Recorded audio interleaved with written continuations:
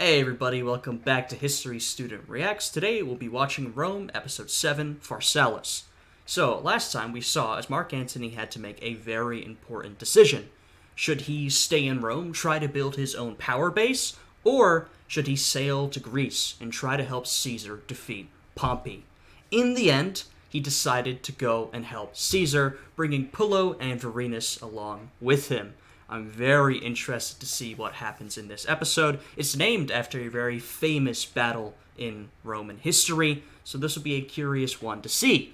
Now, if you guys would like to see the full unedited reaction to this episode, which I can't post on YouTube due to copyright reasons, then please check out my Patreon. It is linked in the description below. And if you're watching this on Patreon, hey, thank you very much for all of the support. Anyway, with all of that out of the way, let's jump right into this reaction.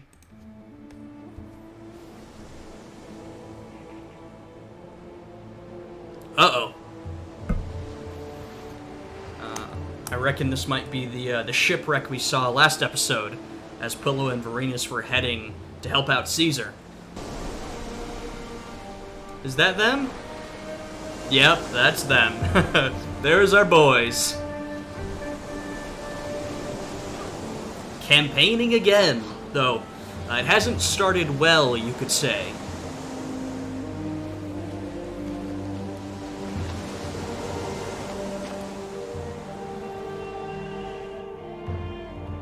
Oh, yeah, that's not great.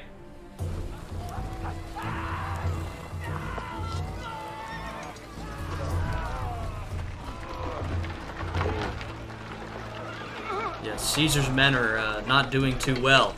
We heard from Caesar last time that they were struggling, and now we can see it. Perhaps if we retreat to the coast via Thessaly, we could hold out until the rains come. If we go eastward, they'll be able to cut us off here. Of course, will not do. Ready. Maps never redraw themselves, if that's what you're waiting for. He's right. We should just have to fight the wretches here where we stand. And beat them.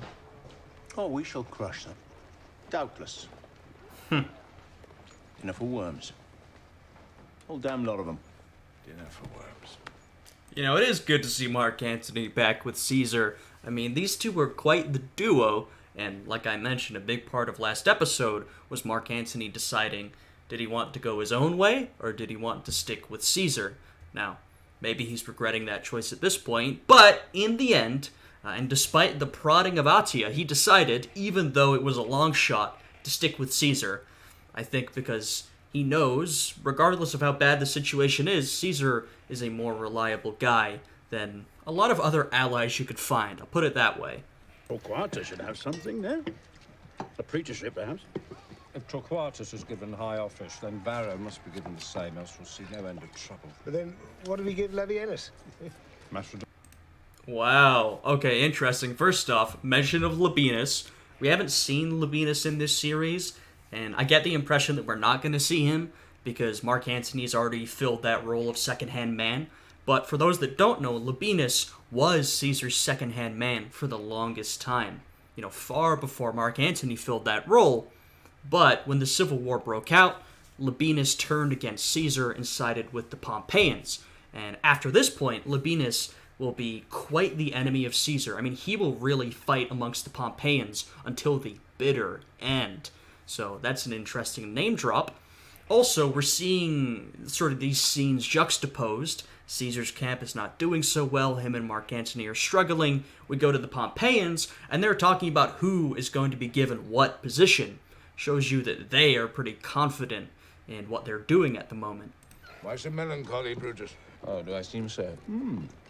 Forgive me. No, Caesar's defeat is a glory. We cannot endure tyrants, but I cannot celebrate it. He was as my father to me. I feel for you. When do we strike? Strike? We've already struck. We have him down, but he's not dead yet, eh? When do we strike the final blow? This is actually a good point from Cato. Now, I have a lot of critiques for Cato. He's someone who, I think his judgment is clouded by his political affiliation. But Cato's right. Caesar ain't out until he's out. You know what I mean? This is a dangerous, dangerous man. Caesar is a man who can always find another path to victory. So you gotta be really careful with him. Make sure that he's actually defeated. Oh, There will not be one. If we simply keep him bottled up a month or so more, the remains of his army will disintegrate and disappear. No cost to us. is that honorable? Caesar has driven us from Rome, chased us out of Italy, killed our friends, usurped our republic.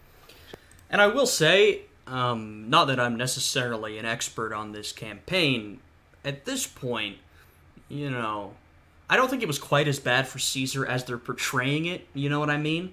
It was more of an even fight. But I do believe Pompey did have superior numbers and a better control over supplies. I mean, this was sort of Pompey's home base, whereas Caesar was coming from Italy, he was having a harder time securing supplies. But this, and they're doing this in order to juxtapose the two camps, and there is some truth to it, but I don't believe it was this extreme. You know, Caesar's camp, wow, they're really struggling, it's real terrible. Pompey, oh, they're completely fine. It was a bit of separation, not quite that much. Surely, dignity and honor demands we walk in his blood. Certainly needy. But you would have hunger do our work for us. We must attack Caesar and kill him under the eyes of Mars, else our victory is empty. He has sense. It will look better at home if we win by force. Okay. Though I can now see where this is heading, Cato does have a point, but, and I don't want to get into this too much before we actually get to the battle. This episode is titled Pharsalus, named after the battle. I mentioned that. Pharsalus was a battle that Pompey didn't necessarily want to fight, but his advisors pressured him into it. Now, I'm not really sure if those advisors would have included Cato. Perhaps. I'm not sure if it was pressure from the senatorial class or pressure from his military advisors, but they're portraying here that pressure on Pompey to attack Caesar, go after him. And that will lead to this whole battle. I won't get into it too much yet, but we'll have plenty of time to talk about it throughout this episode. You must go to Sevilla and ask for a few of her men to stand outside for us. Why? So that they can guard our doors in her name, silly. I mean, why must I go? Well, as if I would go begging to Sevilla, I think not. I'll not go begging for you. Oh, don't be so childish. It's not as if she'll refuse. You think? Oh, why would she? Those lovely gifts I gave her. I'm not sure if Atia is just playing the game or if she is really that oblivious. I don't think she is that oblivious, but as we saw last time, Atia is trying to reestablish a connection with Servilia. Servilia absolutely hates her guts, but Servilia still seems to like Octavia. At least that was what was portrayed last time. Maybe that was a bit of trickery. I interpreted that as Servilia has some genuinely positive feelings towards Octavia, but she really doesn't like Atia. Lady.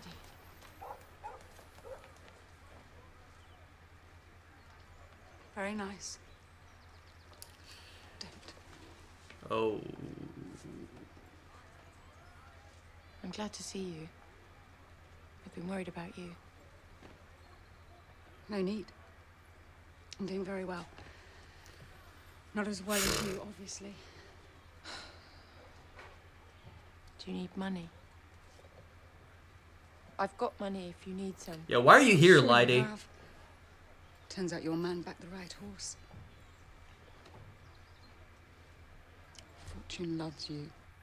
Okay, I understand that Lydie is grieving. She was going through a tough time.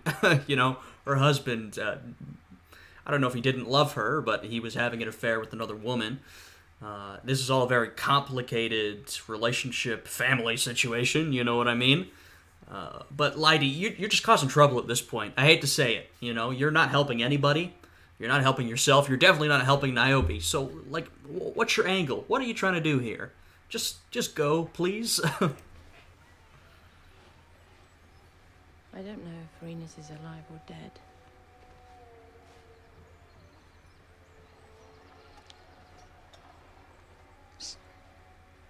Oh. Really? I'm sorry. I didn't want to be like this. Maybe I spoke too soon. So tired, Ivy. Tired of being angry. Okay, good. Hating you.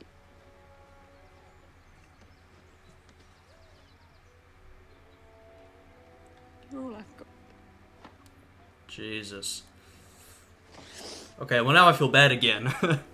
That's fine if she's gonna get over her anger. That's great. That's brilliant. Do you want some honey water? Okay. Well, I guess we'll see how that relationship progresses. If they can get past this whole business with Pulchio.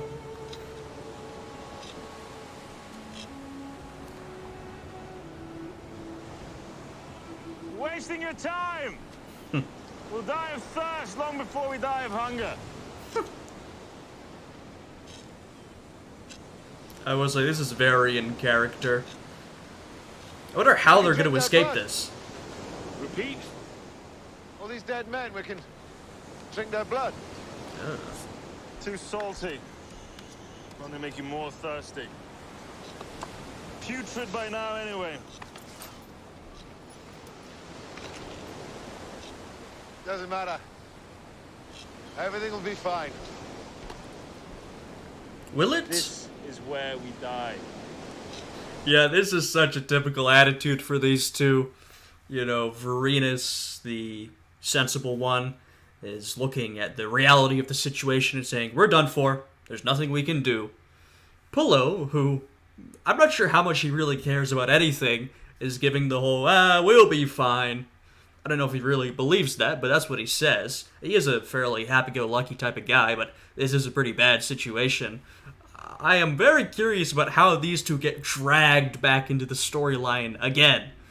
You know? We have Pullo and Varenus. They keep taking a step away from the main storyline, getting dragged back in. You know, repeat the process.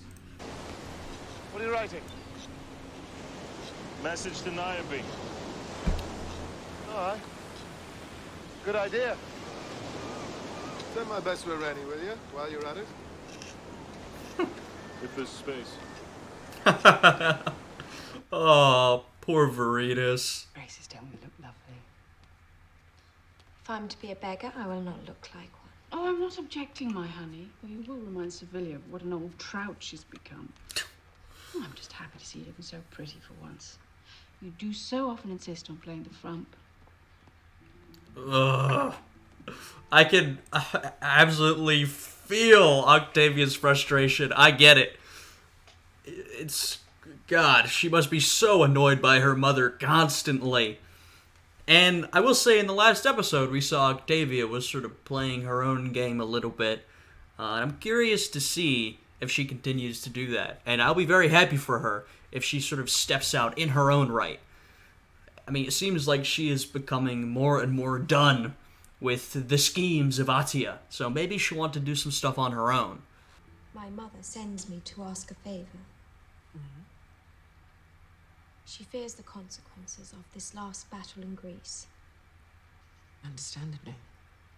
She has enjoyed her ascendancy a little too much. It's a very interesting thing to see. Servilia is speaking a lot more openly with Octavia now.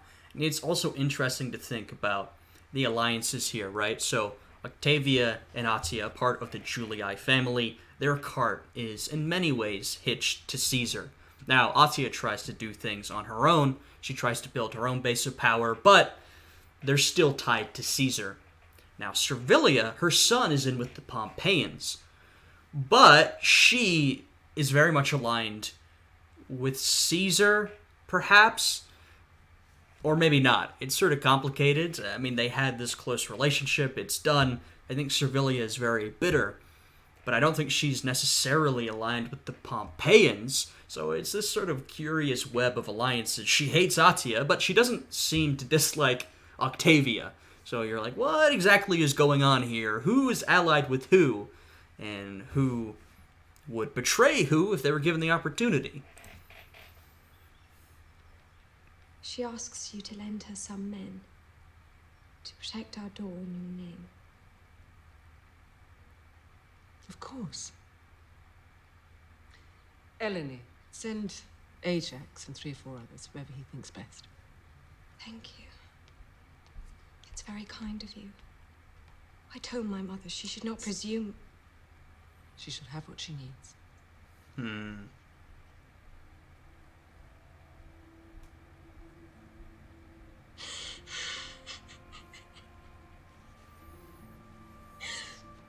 Forgive me. You are so good to us. We do not deserve it. Don't.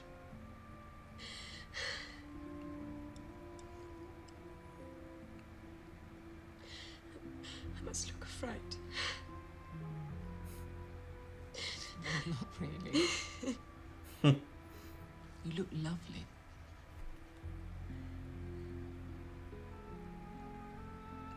I mean, it seems to be that they're both being genuine with each other. It really does. And Octavia, for I think the first time in a while, has been given the opportunity to genuinely release her emotions. I mean, you can tell she doesn't feel comfortable to do that under her mother, because Atia's always playing some sort of scheme. Not to say that Servilia isn't, but clearly Octavia feels, I guess, a little more comfortable to be honest in this situation. Send to Rome. Tell them the decisive battle begins today. Okay.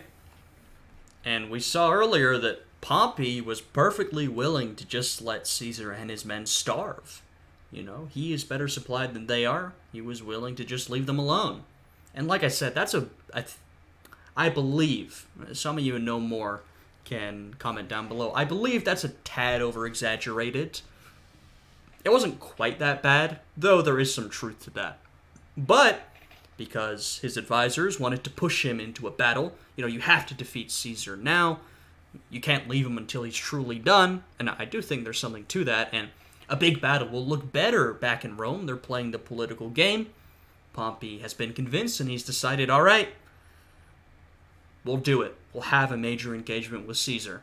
Sir, Pompey's legions are in the field in battle array. Thank you, Fulvio. Have you forgotten how to salute? I haven't, sir. No excuse, sir. Rackers, sound assembly! Have Zeno saddle my horse. Sir. We will accept battle. Certainly, why not? We are outnumbered 3-1 on foot and 5-1 on horse.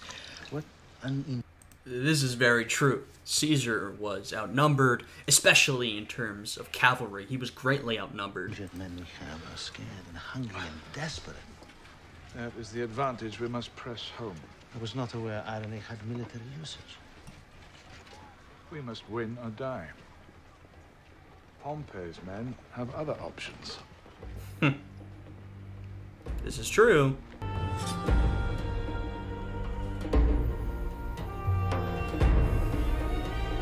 Alright, everyone's preparing for battle. Pompey greatly outnumbers Caesar, especially his cavalry. Pompey has far more cavalrymen than Caesar does. Caesar's men are underfed. They are desperate. Now, that could potentially be an advantage. They have to fight or die. But this is a tough situation for Caesar. The odds are not looking great at this very moment. I'll put it that way.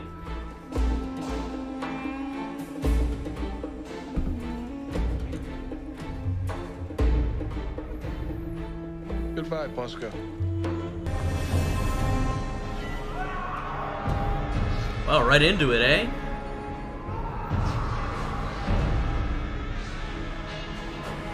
I wonder what sort of detail we'll get in this battle. Because so far, we haven't really been shown many of the battles. We've just been told about them afterwards. I imagine this is due to budget, primarily.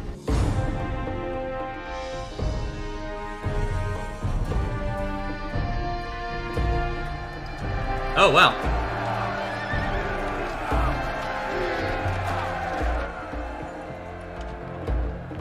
I'm presuming we're at the end of the battle already?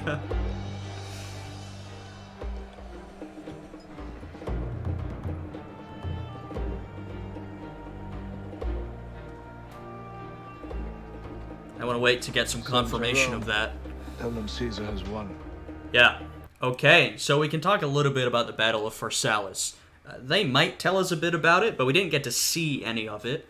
Also, I'm kind of surprised that Pullo and Varenus weren't brought in time to contribute, but I guess they're still stranded. So, this battle, Pompey has a big numerical advantage, especially in terms of cavalry. Basically, broadly what happens is Caesar manages to pull Pompey away from his defensive position. Caesar uses a cavalry feint to trick Pompey's cavalry. Then Caesar falls upon them, and his victory emerges from that. So this is a decisive victory for Caesar, despite the fact that he is substantially outnumbered.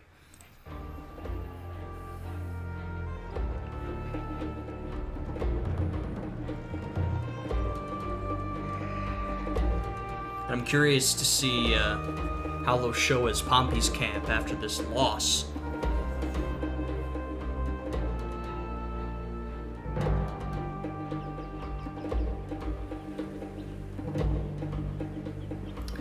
And I guess it's a bit of a shame that they can't show us more of these battles, and it must have been for budget reasons. And I understand that the show is more focused around the politics and the interpersonal relationships. I do wish we could get a little bit more, right? Because I think even it would be easier to follow. You know what I mean? Especially if you're unfamiliar with the history. You might be a little confused at what exactly went down. Though maybe they'll explain that a bit later. Back to Pompey, I see.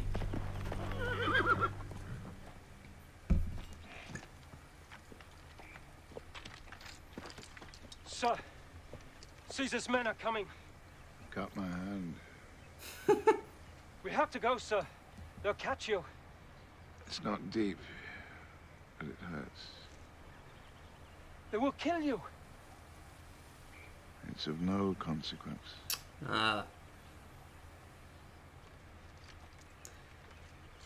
And I do believe following this loss, Pompey was in perhaps a bout of despair, you could call it. He was not doing well.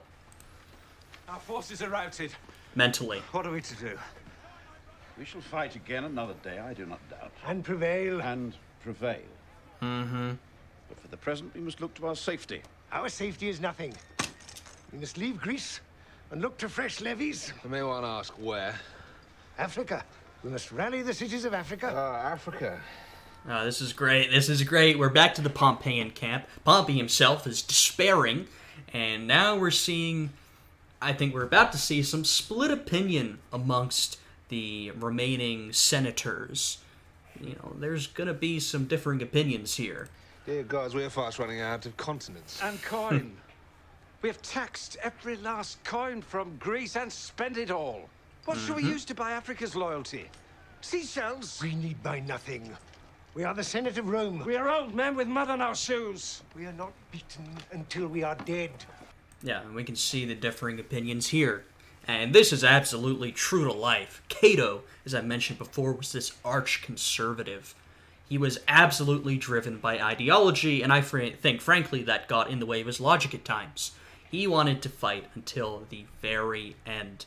You know, whatever the situation was, it didn't matter to him, you know? He wanted to keep going until he defeated Caesar or he died. That was it. We can see the opposing opinions in someone like Cicero. Cicero is a moderate senator. He's sort of moderate conservative leaning, but he's basically independent. You know, Cicero goes his own way, and he commands the respect of a lot of people for that very reason. Now, Cicero is not so tied to the Pompeian cause as Cato is. Cicero just believes that, well, it was better to go this way than to stick in Rome with Caesar. That was it. To him, it's really not a deeper decision. He goes for whatever he thinks is best for himself and for the Republic. And so reaching this point, whereas Cato is absolutely married to this mission, Cicero isn't. And if Cicero thinks there's a better course of action, he's going to take it. The Republic lives as long as we do. You may fight on as you wish. As for me, I will go from here and surrender myself to Caesar. Have you no dignity, no honor? Some little, I hope. Not so much as you, of course. Oh. Caesar, killed that may be. I'm not afraid to die. I'm tired. I want to go home.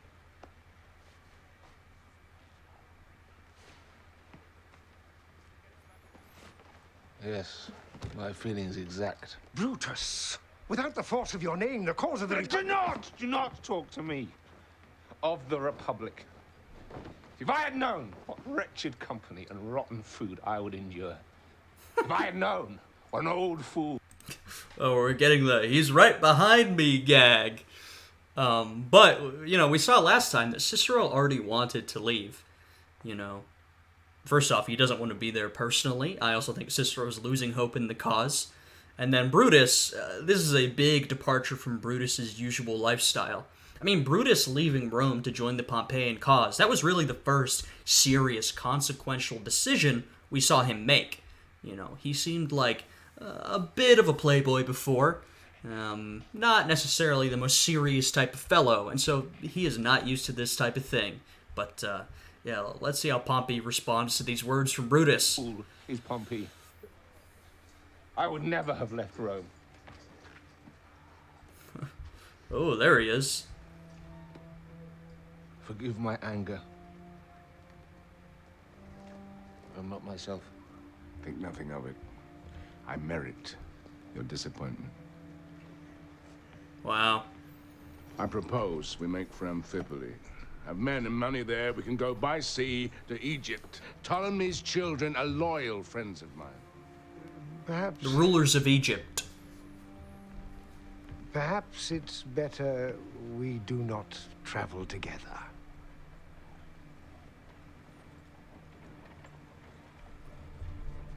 Wow. Perhaps you're right. Better. The camp is totally splintering, and Pompey and Cato, who are on the same side, aren't even going in the same direction. They have different opinions of what to do. Pompey wants to head to his allies in Egypt and start from there, and Cato thinks it's best to head to Roman Africa, which is North Africa, by the way, and raise more legions. I think also Cato is losing faith in Pompey's leadership. He's thinking, well, maybe myself and my allies could do a better job than Pompey's doing. So even amongst these men who have the same goal, they're so devoted to defeating Caesar, they're going separate ways. And so, of course, someone like Brutus is going to go, or someone like Cicero. No doubt.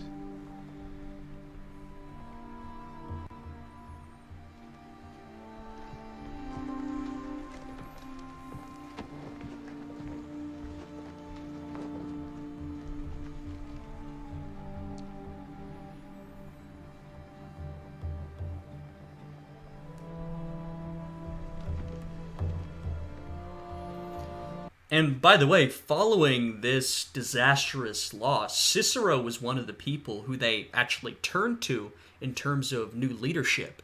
You know, Cicero was someone who held a lot of power, like I said, held a lot of respect, not to mention he was more of an independent, so someone who's nonpartisan, well, that's someone who might be easier to follow than someone who is far over to one side or the other. But as we saw here, Cicero absolutely refused. But, you know, that's something interesting to think of, that, you know, Cicero was one of these people who might have been someone who could have filled that role, or people wanted him to fill that role, but he didn't want to. Not to mention that Cicero is not a military man. This is not his field, so he probably wouldn't have wanted to do that either. He's a politician type. This whole campaigning is not for him. Look at that. What? That course. See how high it rises in the water? The protonic ether inflates it. Huh? What of it? You've not been drinking seawater, have you? I don't know what that meant. The science of the era, I suppose.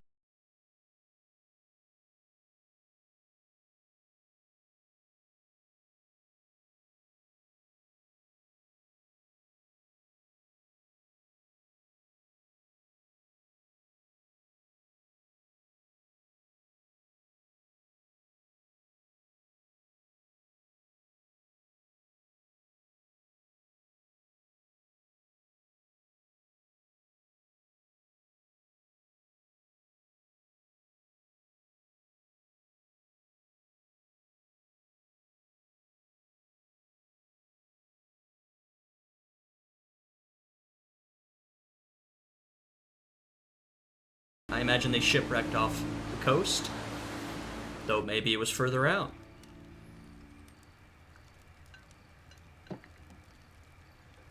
Splendid. Oh. Yeah.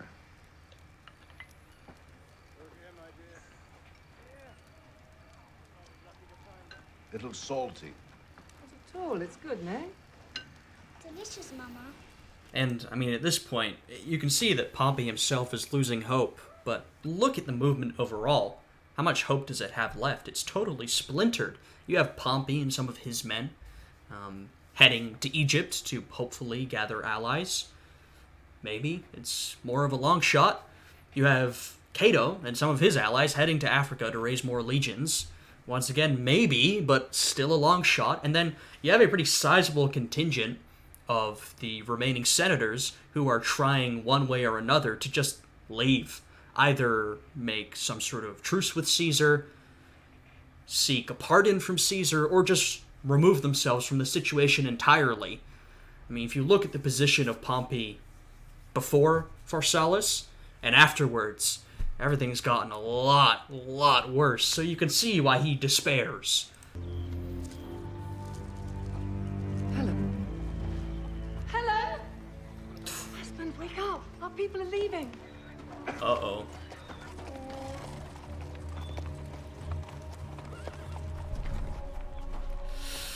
Oh, man. This is getting real sad. Oh, my darlings, don't be scared. We're on an adventure, eh? The first one to see the sea and cry out. We'll have a peach when we get to Amphipoli. Your name again? Lysandros. Lysandros. How far to Amphipoli? Oh, very close. Close. We will continue there as planned. You're not to announce my identity to those that we meet. And if they ask? Mela. Aeneas Mela. Here on the way, Captain. And who'll pay? Pay? You've been paid already. For guiding, not for protection. I have many men and supplies and ample coin in Amphipoli. You will be paid there. None with you now? Coin? None! I'll tolerate no more of your impudence. No disrespect, Captain. Only asking. We go. And we see how far Pompey has already fallen. Now, I'm not quite sure... Well, I don't know, actually. I was going to say I'm not quite sure it was this bad in real life, but it was pretty bad. I mean, this is rock bottom. I don't know how bad it was in Pompey's actual life, but it was not great. I mean, he'd been abandoned by most of his men, you know, his allied senators, so not a good place to be. This might be a little over-exaggerated, or it might have actually been this bad. I'm not quite sure. But we can see that Pompey is stuck to basically hiding his identity, relying on mercenaries who he does not have the coin to pay at the moment. You know, he's getting real desperate. You drive me insane with your wretched muttering. What is wrong that you must harass the gods so? Jesus, Asya, come on. Give her a break. Livia sends to invite you to weave with her tomorrow. Oh. I cannot. Of course you can. I've already accepted. I cannot. I know she's tedious. I mean, really. Weaving. But we must keep her happy for the time being. Now Atsi really does seem oblivious, I'm gonna be honest. The sea! The sea! Unison! We shall both have a peach. Oh, man.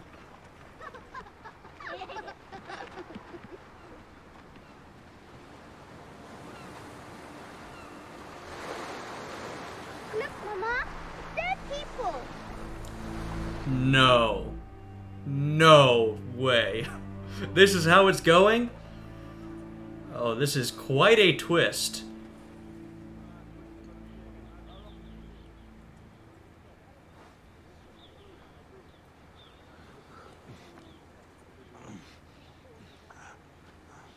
It's good, huh? What on God's great earth is going to happen from here? This is my question. I mean, first off, they've literally ended up alongside Pompey after serving Caesar. But, you know, spoiler alert, but I think most of you know Pompey does not have long left. So where exactly are these two going to end up? this is, I mean, quite a coincidence, but you know, it's a TV show. You know what I mean?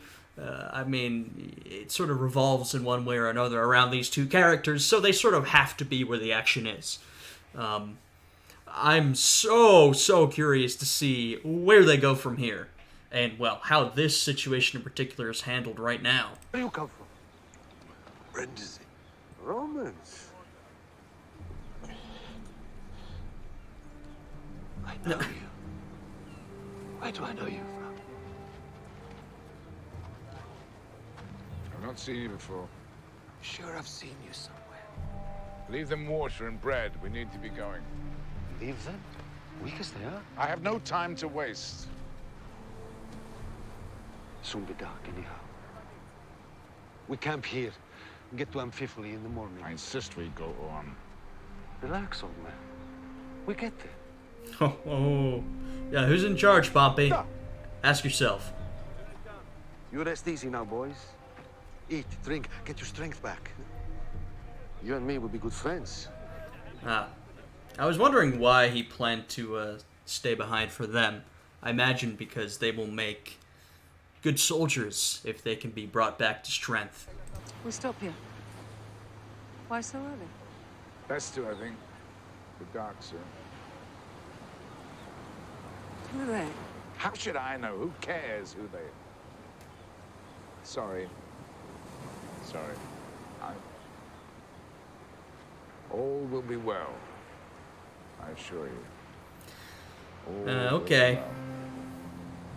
I do worry about Pompey's family, to be honest with you. I mean, I know what happens to him, but I know not what happened to his family. Exactly like Pompey Magnus. That's why I thought I'd met him. Ah. Don't point.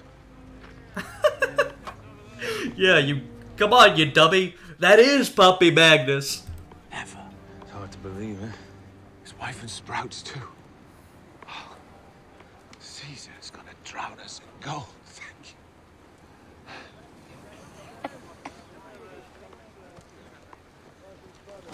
you. Yeah.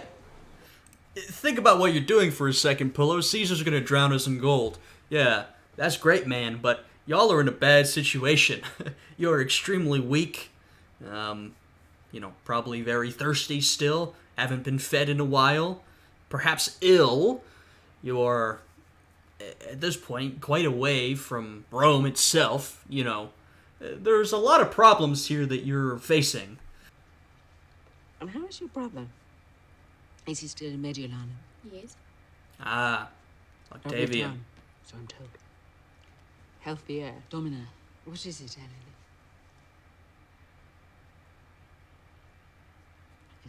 Word from Greece. Caesar has won. Oh, now that is big news. Armies are completely destroyed.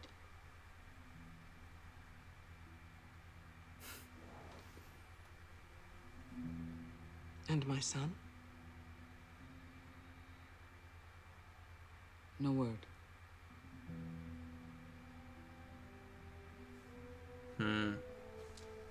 What curious news to get. I mean, Octavia must just be happy. This is only good news for her. It's a lot more complicated for Servilia. Like I said, I'm not entirely sure where her allegiances lie, but she is worried about her son, who was with Pompey, so difficult news for her to get. Good news for Octavia, but of course, I think she's going to be respectful of what Servilia is feeling. I mean, hey, good news, Brutus is fine. She doesn't know that, of course. But he will be okay.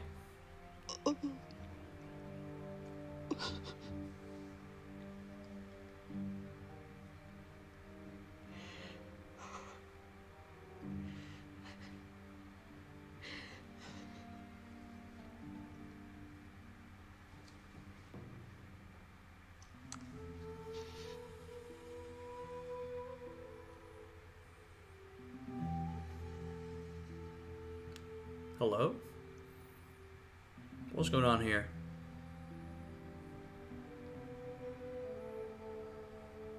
Oh.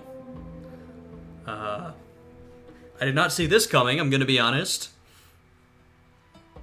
That's not where I thought this was headed. I thought more of a sort of parental relationship, but no. In the name of Rome. Calls himself Rome now, does he? Shameless. Who are you? What's your purpose? We are Rome, boy. What's left of it. Come to surrender to your chief. Ah, well. Cicero and Brutus going right to him. And I don't think these two actually went together. But this is sort of representative of the large number of senators and generally powerful people. But when I refer to senators or the senatorial class, I'm referring to these Roman elites. The large number of senators who, after the defeat at Pharsalus, went back to Caesar. Like I said, either tried to extricate themselves or seek his pardon. These two are going directly to surrender to Caesar.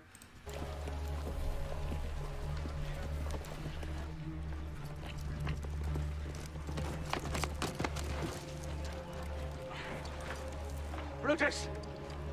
Cicero! How happy I am to see you. I thought you were dead.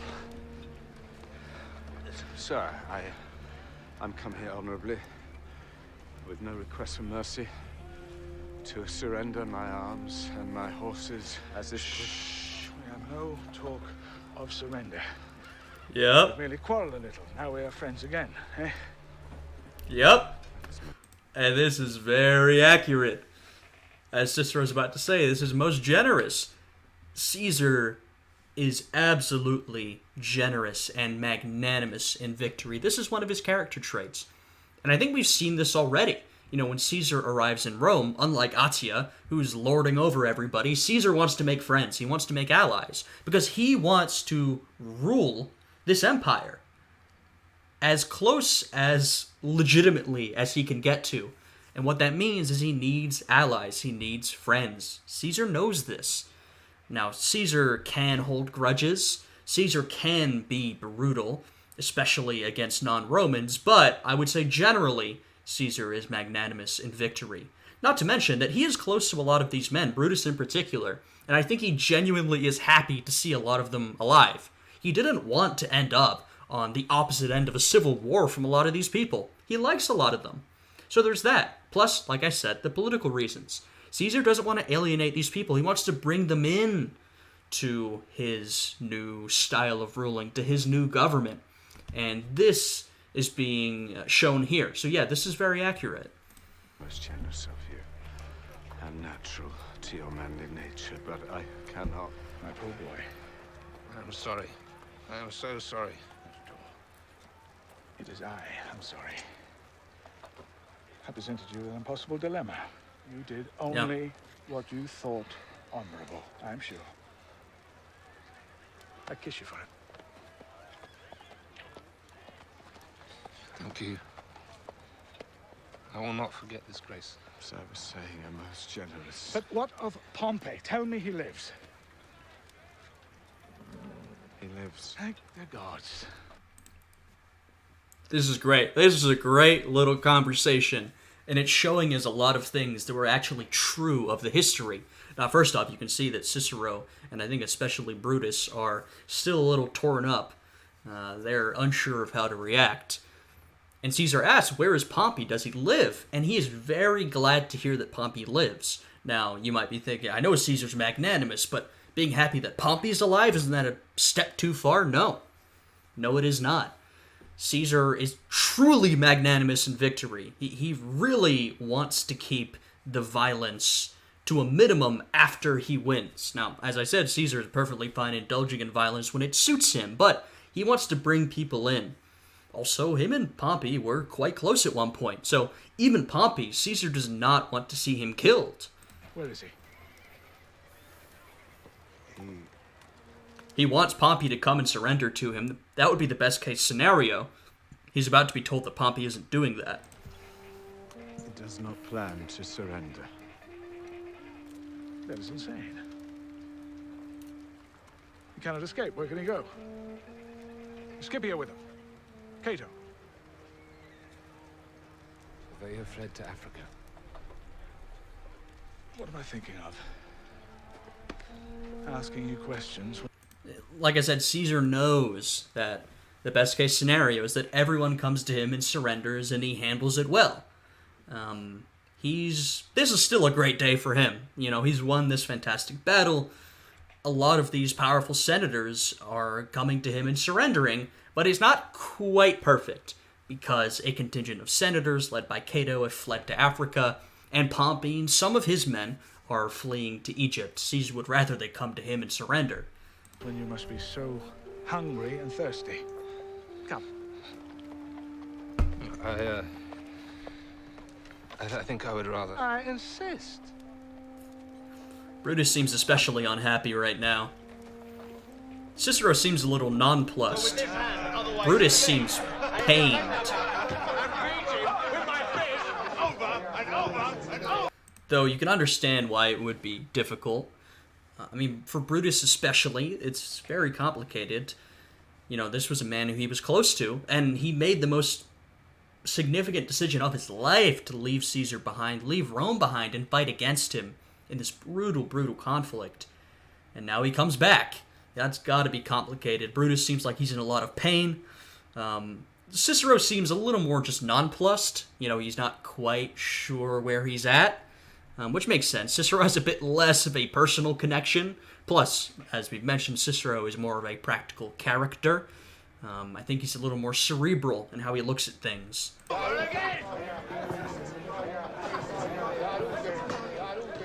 But to dine with your enemies, that's a little awkward, eh?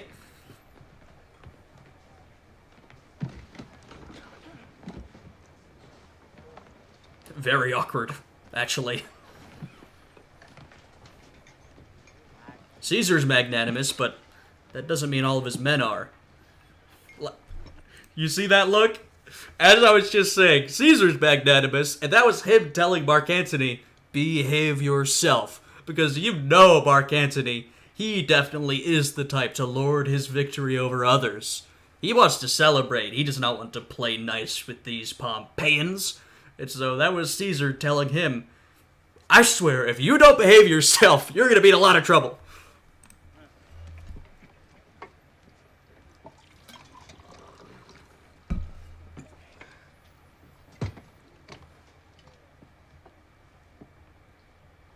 And, I mean, once again, you know, I doubt this exact scene happened, you know, Cicero and Brutus dining with Caesar and his men immediately after the battle. No. But this is sort of a representation of, you know, what happened. You know, they have to take broadly the events that were occurring and sort of bring them down to a specific scene that communicates the broader trends of the time.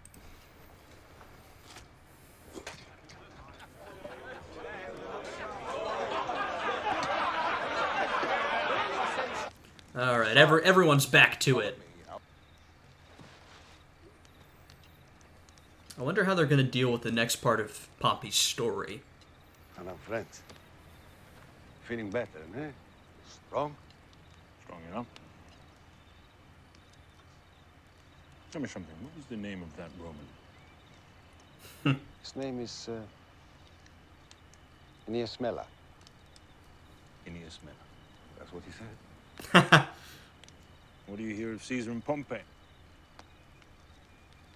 They fought, I heard. And? You know who won. Tell us. Yeah, you know. Come on now. I was going to let you in anyway. What's he talking about? You boys are clever fellows, I bet. Know how to fight. Me and my boys can't take his people alone. Interesting.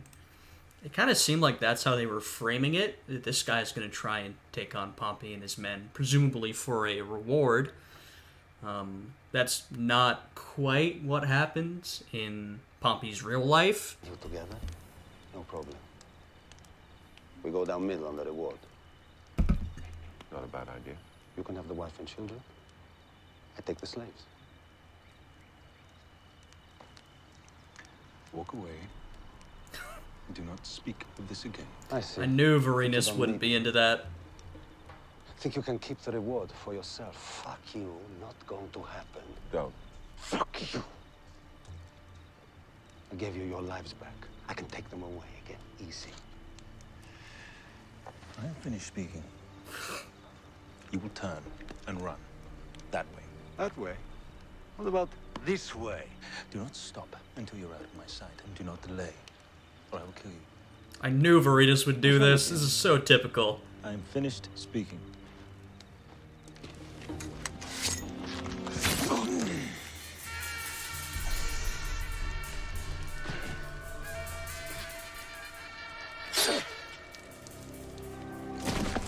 Oh my. Oh my. Now, Pullo, he would have happily gone along with this, taken the reward, split the reward. Veritas, he's too much of a moral man. Now, Veritas has done bad things. He's been forced into bad situations, but you knew he wasn't going to go along with that of his own will. Bit harsh, isn't it? Fair enough deal he was offering, I thought. What is the meaning of this? Sir. Speak up. This man was in my employ. He planned to assault you, sir. How do you know? He asked us to participate. You refused, stabbed him to death on my behalf? A good friend to me on such short acquaintance. What is your name? Lucius Vorenus, prefect and evocati of the 13th Legion of Gaius Julius Caesar, Titus Pullo Legionary of same. Yes. Lucius Vorenus. I am Aeneas Meller of Pergamon. Uh-huh. Are you now? I mean, they know. You might as well be up front. You must consider yourself under my charge. I do not understand. Consider yourself a prisoner of the 13th Legion. Wow. I'm just a merchant. We know who you are, sir. Interesting.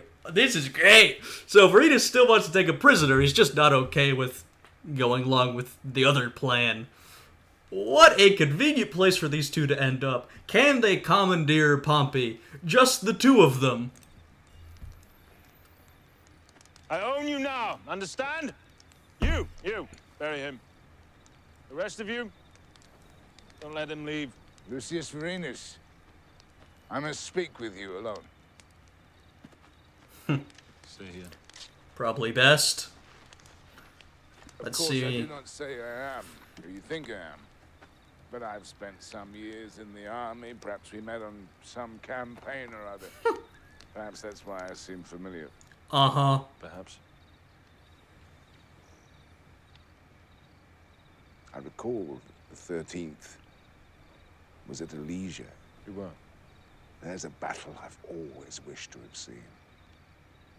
25 miles of works, wasn't it? Yep. 30. 30? Great battle. A lot of wall building. We have a reaction to that on this channel. How many men did you have? 60,000. Against, well, almost double the Gauls? At least double. Best man of every tribe in Gaul. Caesar can fight. I'll give him that. I remember when he was not much older than you, I sent him to winter quarters in where was it? Okay. So Pompey has dispensed with the lies, maybe unintentionally. Like, come on, Pompey, you're cooked. You're done. He's probably best off going along with Vorenus. Caesar's willing to offer generous terms, but he doesn't know that, of course. Pompey doesn't know that at all. Yep. That's how Pompey Magnus was defeated. It's how the Republic died. Well, it's already dead. The Republic wasn't safe under your stewardship, Pompey, to be honest. Good night, sir. Wait. I will not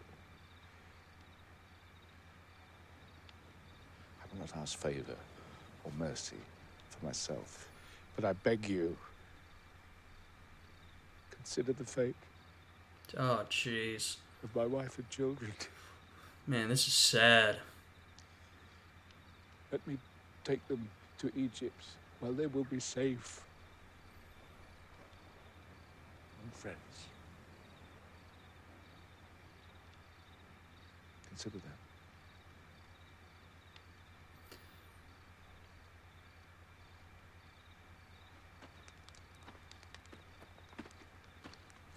Tragic. Real tragic end for Pompey. And presumably, if it's true to the history, they will be heading to Egypt.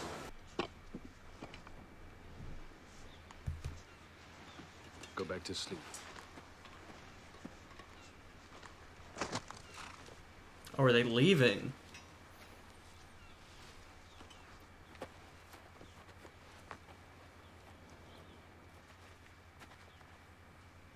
Unwise and unfriendly, I call it.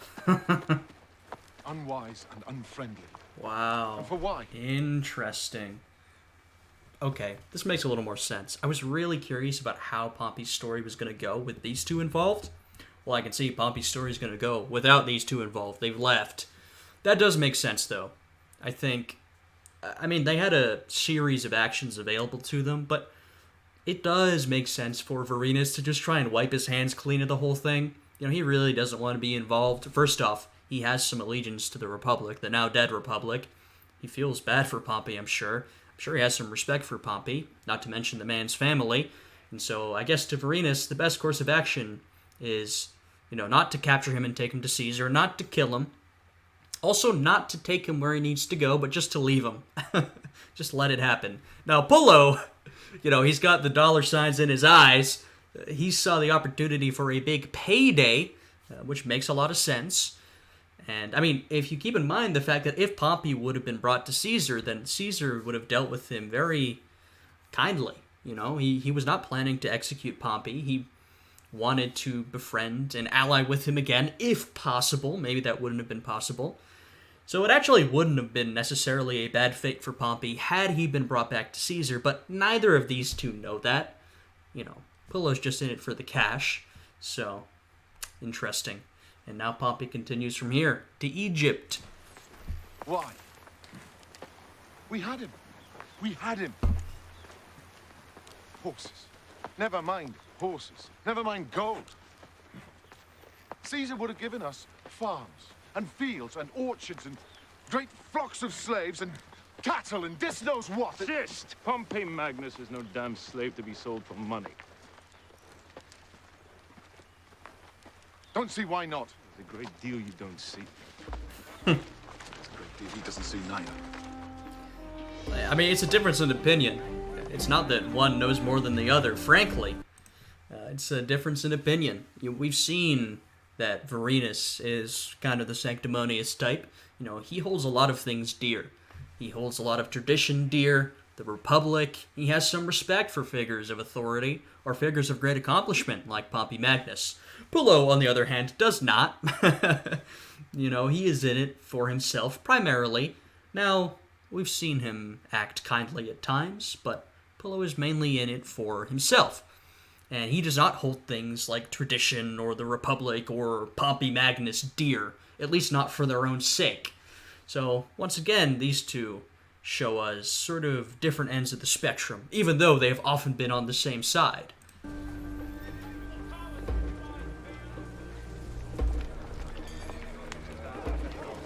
You and only 12 other men survived that storm. Out of 5,000. Jesus. You're being kept alive for some great purpose, no doubt. Ah, well, you know, sir.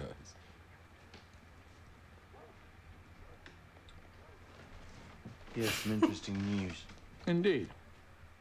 So in course of our journey here, we encountered Gnaeus Pompey Magnus with his family and a party of servants. Okay, so you're gonna tell him. How is this encounter gonna go? Now, I'd be very fearful that Caesar would cut me down right there. I don't necessarily think he will. I mean, Caesar didn't want Pompey killed, but he would have loved to have Pompey brought to him. So I'm not sure how he'll react. Where? On the road to Amphipoli, with a mule train. A mule train. Priceless. He intends to take ship for Egypt, sir. Family and servants, you say? No soldiers? None, sir. Not And one you didn't man stop with him? One. Oh, poor wretch. Why then, be that so, did you Yep. not apprehend him? Yep. You absolutely knew that was the next question. You know, now Caesar would have been displeased if they'd come to him and said that they'd murdered Pompey, but he is going to be quite displeased that they didn't capture him. Now, here's the onion. I thought it would be wrong to do so. Explain Oh, yourself. man. His hands trembled, sir. His clothes were dirty. There was water in his eyes. He is broken. I saw no need to apprehend him. I'd like to add that Legionary Pillow took no part in my decision, sir. You saw no need. Oh, God.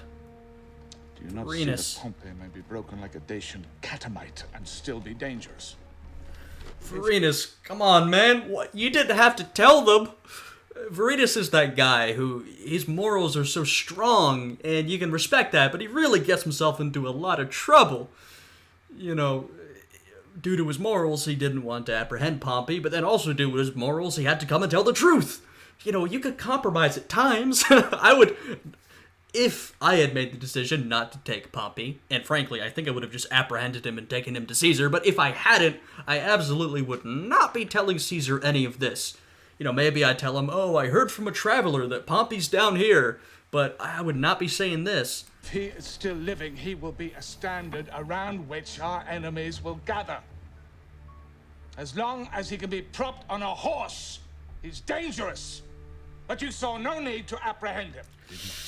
Who but the sons of Dis gives you the right to make such judgment? Sir, I am aware that I have not done my duty, and I respectfully ask your pardon.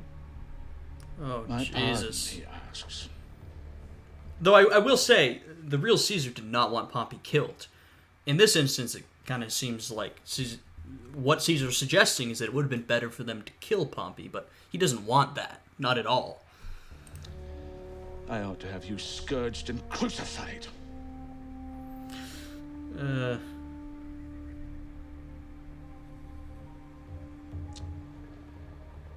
In future, you will remember that it is I that offers mercy, no one else. Jesus. Clear. Dude, Varinus cannot help himself. He gets himself into trouble with Antony, then comes crawling back to Antony. He gets himself into trouble with Caesar, then asks for his pardon. I mean, Varinus is just constantly at the mercy of other people, and due to his strong moral code, he's also getting himself into trouble with those very people. Clear, sir. Dismissed.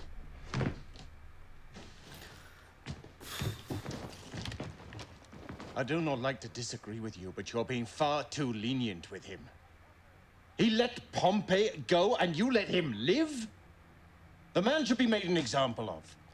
Any other man, certainly. But those two, they found my stolen standard. Now they survive a wreck that drowned an army and find Pompey Magnus on a beach. They have powerful gods on their side. And you know what? I could imagine that playing into the decision. Now we've seen that Caesar was not a particularly religious man, but with the Romans and their religious beliefs and all of that business, I can absolutely see how at this point Caesar would feel that these two have the gods on their side. And that could definitely play into this decision. Now, I will say, at this point, we are talking about a purely fictional decision.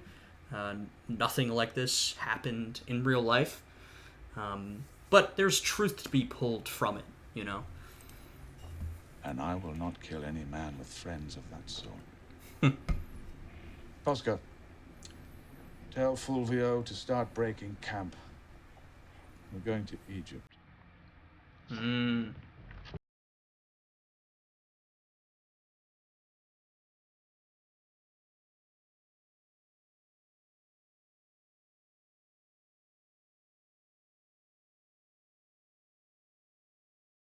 Party Pompey was greeted by was made up of soldiers from the Egyptian army, but several of whom were Romans. I believe there were a lot of Roman mercenaries employed in Egypt and with the Egyptian army at this point.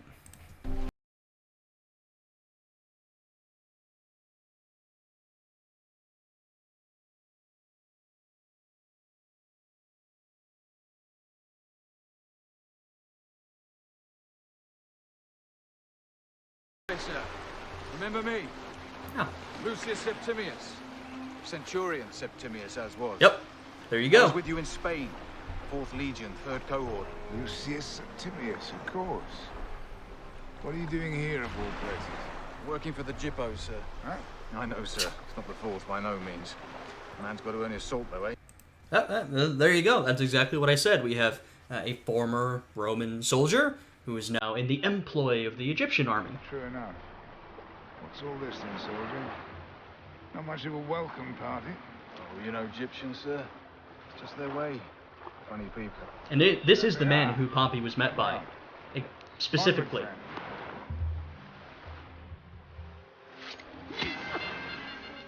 That is what happened. Pompey was killed upon landing. Assassinated. Sorry, sir. And with the family watching as well. Now, I don't know if that's true to life. I'd be surprised if it was.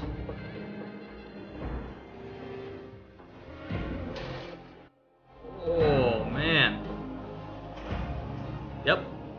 Pompey landed in Egypt and was quickly done away with. Next time we get to see Caesar's reaction to that decision. Oh my. Well, that is the end of this episode. That was a good one. Another good one. We saw... Well, we didn't actually see the Battle of Pharsalus, but we saw, what happened before and the aftermath. I do wish we'd seen a little bit more of the battle itself, but they ended up giving us a real good episode. Pompey was finally defeated. His forces split. Now, there is still a contingent under Cato who is trying to rebel against Caesar from Africa. A lot of the senators, including Cicero, most prominently returned to Caesar. Brutus has also gone back. And Pompey and a small contingent fled to Egypt to look for some allies, and he was murdered when he landed. And that is true. That is what happened. And Lucius Septimius, I believe it was, that is the man that greeted him when he landed. So this is true to life. And I'm not entirely sure why Pompey was assassinated. Maybe some of you know the details. I don't remember that well. I know there was some intrigue occurring in the Egyptian court at the time. And then, of course, there's also the pretty basic fact that Pompey had just lost this massive battle to Caesar. Pompey seemed like he was basically done for. And so by killing Pompey, you can gain the favor of the winner, Caesar, right? Next episode, we'll get to see, I imagine, how Caesar reacts to finding out that Pompey has been killed. And I'm very curious to see how they portray that, because this is sort of a well-known scene from Roman history and Caesar's life specifically. But yeah, this was a good episode. I enjoyed it, as I enjoy all the others. If you guys did, then once again, if you would like to see the full reaction to this episode, then check out the Patreon. It's linked down below. Leave a like, subscribe, all that good business. If you're watching on Patreon, thank you so much. I really do appreciate all of the support. Anyway, I hope you guys are having a good day today, and I will see you all again next time. Goodbye.